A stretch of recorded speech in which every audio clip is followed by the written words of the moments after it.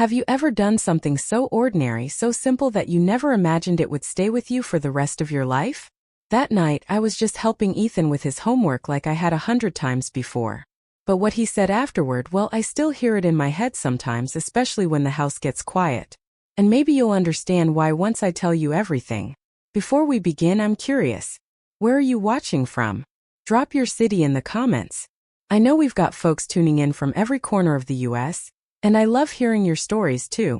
Now here's mine. It was a Tuesday night in early March. Still chilly, but with that slight edge of spring trying to break through. The kind of evening where you put on the kettle just because it feels comforting. I had the windows cracked just an inch, letting in a breath of cold air to remind me I was alive. Ethan was sitting at the kitchen table, the old one with the faded wood, and the little crack in the corner where his father once dropped a hot pot without realizing it. I was drying dishes, humming to myself.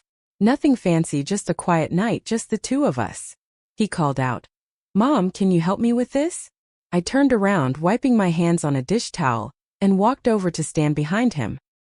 He was hunched over his notebook, his hair a little messy from running his fingers through it the way he always does when he's focused. His handwriting was still that blend of half man, half boy, awkward loops and scribbles with moments of surprising maturity.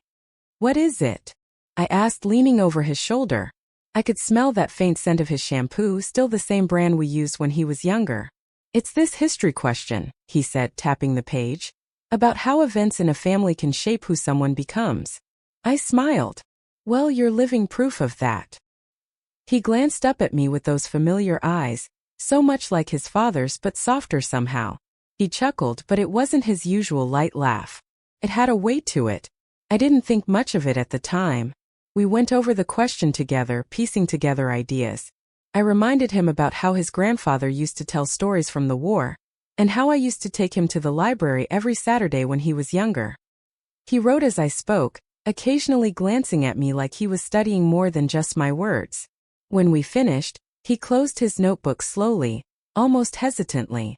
I was about to turn back to the sink when he said, "Mom, can I ask you something weird?" I stopped mid-step. "Of course." He shifted in his chair, turning to face me. His voice was lower now, quieter. "When you were my age, did you ever feel like you didn't know where you belonged?" I blinked, caught off guard. That wasn't the kind of question I expected after a history assignment. "Yes," I said honestly. "A lot, actually. I didn't have it all figured out back then either. Most of us don't." He nodded slowly like he was weighing my words against something inside himself. Then he looked me dead in the eye and said, "Sometimes I feel like you're the only person who actually sees me. Like really sees me." It hit me like a wave. I didn't know what to say at first. I just looked at him, this young man who I had raised, who I'd fed and bathed and held through fevers and heartbreaks. And now here he was opening up in a way he never had before. "You're my son," I said finally. "Of course I see you." He gave a little smile, but there was something behind it, something unsaid. "I mean, not just as your son. I mean like as me, as Ethan." I sat down next to him, then my knees suddenly weak. "Ethan," I said carefully, "what are you trying to tell me?" He looked down at the table. The silence stretched between us, filled only by the ticking of the clock on the wall. Then he whispered, "I think I'm starting to feel things I don't know what to do with, and I don't want to make you uncomfortable, but I trust you more than anyone else in the world." I felt the air shift. There was nothing inappropriate in what he said, nothing wrong. But it was heavy and it was real and it was raw. He was navigating feelings, confusing, tangled feelings, and for some reason he'd chosen me as the one safe place to unravel them. I reached over and placed my hand on his. "You're allowed to feel whatever you feel, Ethan," I said gently. "This house, this space between us, it's always going to be a place where you can say what's on your heart without fear." He looked up then, eyes glassy but steady. "Thanks, Mom." I gave his hand a light squeeze, then let it go. We didn't say anything for a few minutes after that. He opened his notebook again and pretended to revise something, and I returned to the sink, though I barely remembered what I was doing. But something had changed. That night wasn't about homework anymore. It was about connection, about the quiet bridge that forms when two people allow themselves to be seen, truly seen without judgment or shame. And I knew somehow that what he said was only the beginning. The next morning felt different, though nothing on the surface had changed. The sun came in through the lace curtains the same way it always did, making little patterns on the kitchen floor. The kettle still whistled the moment it reached a boil. But there was something in the air, something unspoken, still lingering from the night before. Ethan came down the stairs in his usual sleepy shuffle, rubbing his eyes and yawning with the kind of stretch only a 17-year-old boy can manage. He didn't say much at first, just a quiet morning as he reached for the cereal box on the shelf. But I noticed how he glanced at me over his shoulder like he was checking if things were still okay. Like maybe he regretted opening up. "They've got rain in the forecast today," I said, filling the silence, my hands busy with the dishes from last night. "Might want to take your hoodie." He gave a soft grunt in reply and poured milk into his bowl. But then after a few bites he spoke. "Did I? Weirded you out yesterday?" I paused, dish towel in hand. His voice wasn't defensive. It was careful, almost vulnerable. I dried my hands and turned to face him. "No, honey," I said. "You didn't weird me out. You surprised me, maybe. But that's not the same thing." He nodded but didn't look at me. Just kind of spilled out. "I'm glad it did," I told him gently. "Sometimes the things we bottle up the most are the ones that knee out the worst." He nodded again and focused on his cereal. I could tell he didn't know where to go from there. So at the moment, breathe. There's a kind of wisdom that comes with age. You learn that not every silence needs to be filled. Not every question answered right away. That afternoon I sat at the kitchen table by myself, staring out at the rain as it finally came, gentle and steady. The memory of his voice from the night before. "Sometimes I feel like you're the only person who sees me," kept circling in my head. It wasn't just about feeling seen. There was something more underneath it. I knew that look in his eyes. I'd seen it in men who were too afraid to say what they meant. I'd seen it in myself once when I was young and confused and longing for a connection that felt safe. And I couldn't stop wondering what exactly was Ethan feeling, and what would he do with it. That evening I was folding laundry in my bedroom when Ethan knocked on the door. He peeked in, holding a small square box wrapped in silver paper. "I got you something," he said almost shyly. "I know it's not your birthday for a couple more days, but I didn't want to wait." I blinked, caught off guard. "You didn't have to get me anything." "I know. That's why I did." He handed it to me with both hands. His palms were slightly sweaty. I sat on the edge of the bed and unwrapped it slowly, my heart picking up its pace. The paper was smooth and the ribbon tied neatly like he'd taken his time. Inside the box was a charm bracelet, simple, silver, delicate. But what stalked me was the single charm already hanging from it. A tiny book no bigger than my thumbnail with a heart engraved on the cover. "I saw it at that little shop downtown," he said. "The one with all the handmade stuff. It just reminded me of you." I looked up at him because I read a lot. He gave a crooked smile. "Because your heart's always open like a book." And I guess I wanted to say thank you. It wasn't just a gift. It was a message. And something about the way he stood there shifting his weight from foot to foot told me he was hoping I'd understand more than he was saying out loud. "Ethan," I said softly, holding the bracelet in my hand. "This is beautiful. I love it." His shoulders dropped a little like he'd been holding in a breath. He sat next to me on the bed, not too close but close enough that I could feel the heat from his skin. "I didn't mean to make things weird last night," he said. Sometimes I think I feel too much and I don't always know what to do with it." I looked at him, really looked, and saw the tremble at the corner of his mouth. Not fear, not shame, just raw, open confusion. The kind that comes when your emotions start stepping out of the lines you thought were drawn in stone. "You're not broken," I said, my voice barely more than a whisper. "You're just human and learning what to do with all of it. That's part of growing up." He turned to face me then, his eyes searching mine. "Have you ever felt something for someone that you couldn't explain?" I swallowed carefully. "Yes." He nodded slowly. "That's what I mean." The room was so still I could hear the rain ticking against the window. He wasn't saying anything direct, but the implication hung in the air like fog, thick, soft, unspoken. I didn't move away. I didn't get up and make an excuse. I just sat with it with him because whatever this was, whatever he was working through, I wanted him to know he didn't have to do it alone. That night, I placed the bracelet on my nightstand before bed. It caught the glow from the lamp and sparkled just a little. A simple charm from a not-so-simple boy. And in my chest, something stirred, not fear, not confusion, but something far more complicated and far more human. The following day passed in a haze. My mind kept drifting back to that bracelet and the look in Ethan's eyes when he gave it to me. I went about my chores, folded laundry, ran the vacuum, and even baked a fresh loaf of bread. But everything felt muted, like I was hearing the world through a layer of cotton. Ethan had gone to school, and the house was quiet again. I found myself holding the bracelet up to the light more than once, turning it between my fingers, tracing the tiny heart engraved on the charm. It wasn't just a gift. It was a mirror, and it was showing me something I didn't expect to see. When he got home later that afternoon, I was in the kitchen. I greeted him the same as always, but he paused in the doorway. Just stood there for a moment, watching me stir the soup on the stove. "I've been thinking," he said, not even putting his backpack down. I turned wooden spoon in hand. "About what?" "About last night? About what I said and about the bracelet." My chest tightened a little. "Okay. I just wanted to make sure you understood," he said, stepping into the room. "That it wasn't just a random birthday thing. It meant something." I nodded slowly. "I know it did." He looked relieved but also hesitant. He wasn't done. "And the way you looked at me after, I don't know.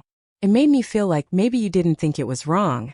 I set the spoon down and wiped my hands on a towel. The soup could wait. This couldn't. "Ethan," I said, facing him fully. "You're trying to make sense of something really big. And that's okay. I'm not angry. I'm not confused. I'm just being careful for both of us." He nodded, his eyes searching mine. "I didn't want to mess things up between us." "You haven't," I said gently. "But I need to know what's going on inside you. I need to hear it." He hesitated, then walked over and sat at the kitchen table. I followed and sat across from him. "I think," he said, voice soft, "that I've been feeling something for a while, but I didn't know what it was. And then last night when you sat beside me, something clicked." I didn't speak. I just let him continue. "I know you're my mom and I know what that means, but I also know how I feel when I'm around you. It's not just love. It's something deeper, closer, like I want to protect you, like I want to make you smile, like I need you." His hands were clasped tightly on the table now, knuckles pale. I reached out and gently covered them with mine. He looked up, startled by the touch. "Ethan," I said quietly, "there's nothing wrong with wanting connection, with feeling close to someone. It doesn't make you bad. It doesn't make you broken." He swallowed hard. "But what if it's more than that? Then we talk about it." I said like this honestly, with respect. His eyes were wet now, but he wasn't crying. "You don't think I'm disgusting?" The word hit me like a slap. I shook my head. "No, never. You're not disgusting. You're growing. You're exploring your emotions, your boundaries.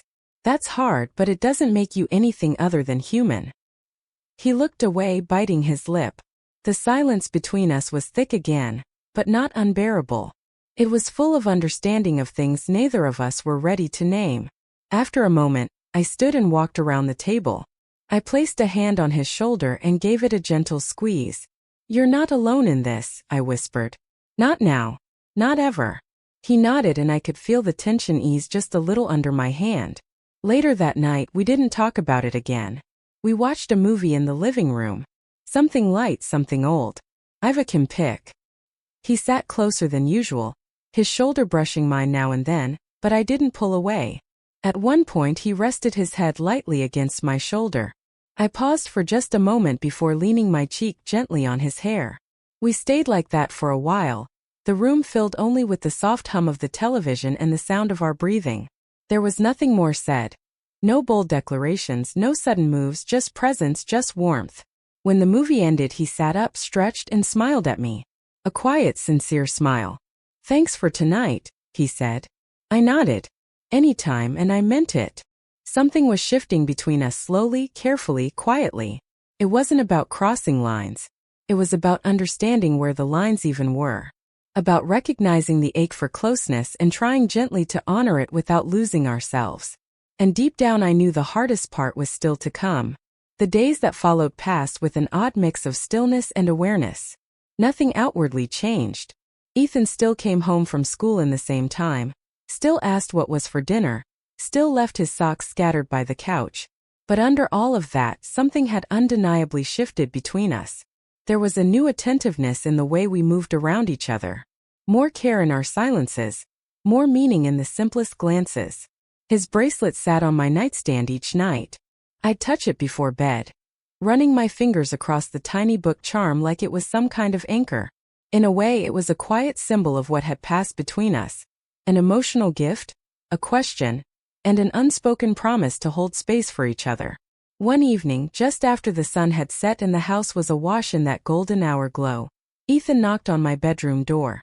I was brushing my hair, getting ready for bed early, as I often did when the days felt long. "Come in," I called. He stepped inside slowly, as though he wasn't sure if he should. He held something in his hand, a small envelope. "I wrote you something," he said, not meeting my eyes. "For your birthday."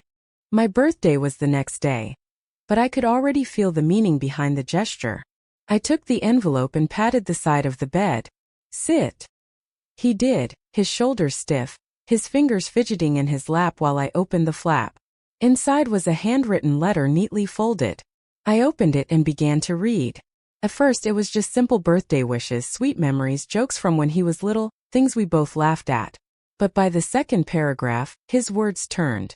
I don't know if I'll ever be brave enough to say everything out loud he'd written, but I think part of love is just being seen. "And you see me, Mom. Not like a child, not like a burden, like I matter, like I'm someone worth knowing." I paused, already feeling my throat tighten. I've tried to talk about this with friends, but no one would understand. What I feel for you isn't confusion. It's comfort. It's safety. It's something I never want to lose, even if I never quite know what to call it. By the end of the letter, I was sitting in silence, holding his words like they were made of glass. Ethan didn't speak. He just waited. Finally, I folded the letter and placed it gently on my lap. I turned toward him and for the first time in days I reached out and touched his face, just the side of his cheek softly. "You have a heart most people your age don't," I said. "And I'm honored that you trust me enough to show it." His eyes flickered. "So you're not disappointed in me?" I shook my head. "No, sweetheart. I'm not disappointed. I'm proud you've opened your heart in a way most grown men never do. But we need to be careful, not because what you feel is wrong, but because how we carry it matters." He nodded, and for the first time his eyes filled, not with fear but with release. "I just didn't want to feel alone in it," he whispered. "You're not alone," I said, taking his hand. "You never will be." We sat there like that for a long time, the quiet of the room holding us like a soft blanket. No declarations, no decisions, just truth and presence. Later that night, after he'd gone to bed, I sat alone in the living room. The bracelet was back on my wrist now, catching the lamplight as I moved. I thought about the years we'd shared, his scraped knees, his spelling tests, the nights he curled into my lap after bad dreams. And I thought about now how those same eyes had grown, how his voice carried questions I hadn't expected, how he was teaching me to see love in new shapes. This wasn't a story about boundaries being broken. It was about two souls bound by blood learning how to hold emotion carefully, tenderly without shame. And I realized something important. Sometimes love doesn't fit the stories we're told. Sometimes it's more complicated. Sometimes it doesn't need to be named, only honored. In the end, that night wasn't about conclusions. It wasn't about romance or rules or resolutions. It was about grace, about allowing each other space to feel and grow and simply be. And that, I think, is what real love looks like. Not always loud, not always simple, but always